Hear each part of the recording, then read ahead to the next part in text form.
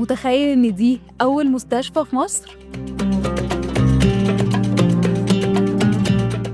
البيمارستان اتبنى سنة 683 هجرياً بأمر من السلطان قلاوون، وبدأ يستقبل المرضى في سنة 684.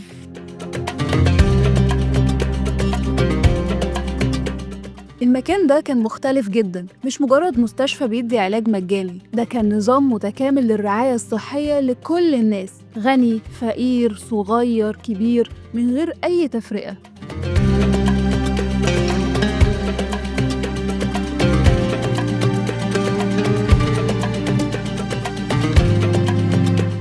المريض أول ما يدخل كان بيتسجل ويتعمل له كشف شامل، ويتخصص ليه سرير وأكل مخصوص حسب حالته.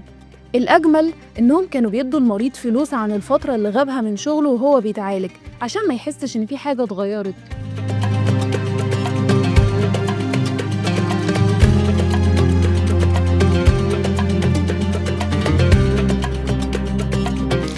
كلمة بيمارستان أصلها فارسي، بيمار معناها مريض، وستان معناها مكان، فبيمارستان معناها مكان المريض. المصريين جوه المكان ده استعملوا كل حاجة تساعد المريض إنه يخف أسرع، زي مثلا إن هم اعتمدوا على صوت خرير المية. كان في مجرى مائي بيعدي من هنا علشان صوت خريره يهدي الأعصاب، كأنهم عاملين علاج بالصوت.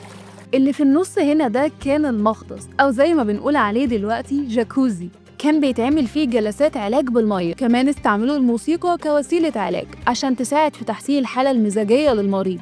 وخليني أقولك على فكرة إن المصريين هم أول ناس يستعملوا العلاج بالموسيقى، ده من أيام أجدادنا القدماء المصريين.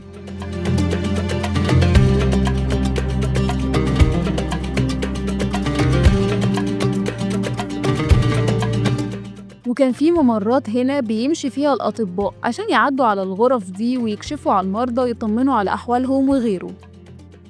الغرف هنا كانت متقسمة بأقسام، بطنة، جراحة، أمراض عقلية، وكل حاجة. في حكاية بتقول إن السلطان قلاوون تعب وهو في دمشق، وتعالج هناك في بيمارستان كان موجود. الكلام ده كان في سنة 675 هجرياً. التجربة عجبته جداً، فقرر إنه لازم ينقلها لمصر، ومن هنا اتبنى البيمارستان بتاعنا.